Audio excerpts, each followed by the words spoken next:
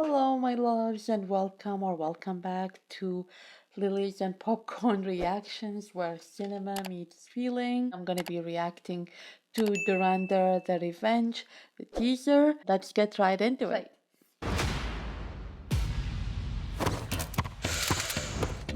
Yeah, that was the end of part one. Dhurandhar.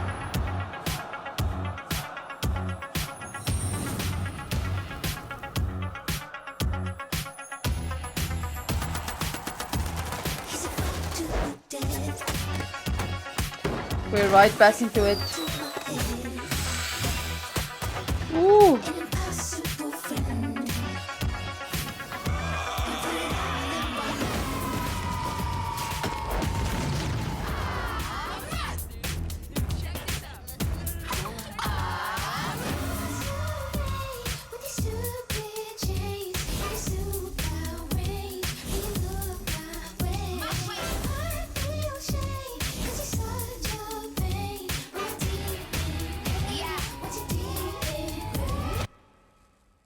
ये नया हिंदुस्तान है।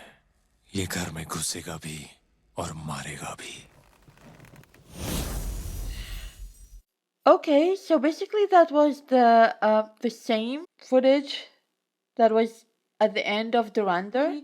I already said that in my watch along for Dhurandhar. I expect that Dhurandhar the Revenge will include more of the backstory of his, to understand more about his character, the background, what is his real motive. What I'm looking forward to in Dhurandhar is finding more about his character's background and what exactly happened, because definitely the flashbacks that they gave made me want to know what is exactly his story and what happened. And because obviously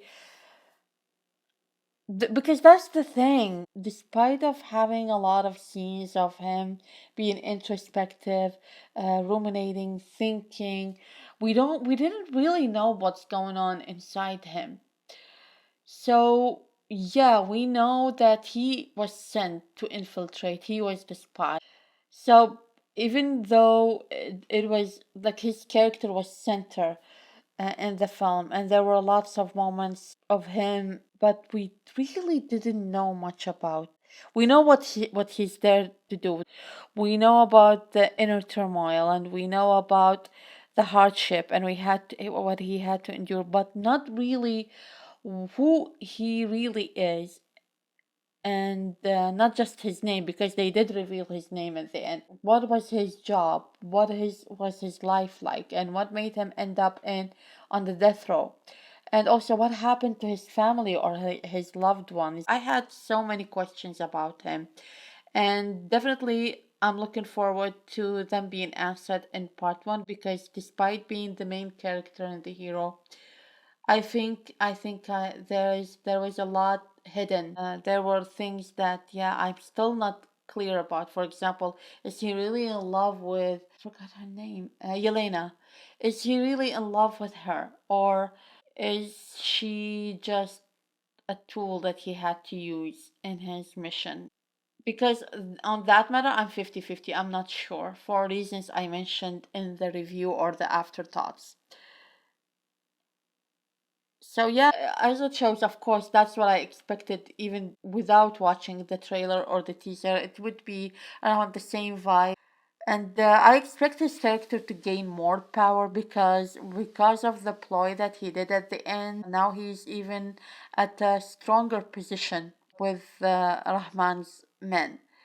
So he'll definitely be able to do more, and he was like definitely daring. That was surprising for me that he did that. I think it was earlier than I expected when he took Rahman out. Anyway, that's one of the rare instances where I get invested in a movie even though it's not my cup of tea. And it's not entertaining. Not that I watch all movies just for entertainment. There are lots of movies that I watch because the stories are meaningful and beautiful. It's a genre that I like, and nothing wrong, of course, with watching movies for entertainment too, but that's not my sole reason, far from it. So, this kind of movie that especially it has such darkness and violence. I would just not normally watch, but my cat just did something funny. Yeah, I wouldn't normally watch, but I still was engaged the whole time, and I'm still interested and invested in the story, and I want to know the backstory and the background of the characters, and I want to know what happens next for them to reveal more and more of his character. Thank you so much for sharing that journey with me, and thank you so much for recommending. Now, do let me know what are your thoughts and what was your reaction. And what were you most looking forward to in Dhurandhar the Revenge? And also, don't forget to let me know what should I be reacting to next, even with Lilies and Popcorn reactions, where cinema meets feeling. And until the next film, the next feeling.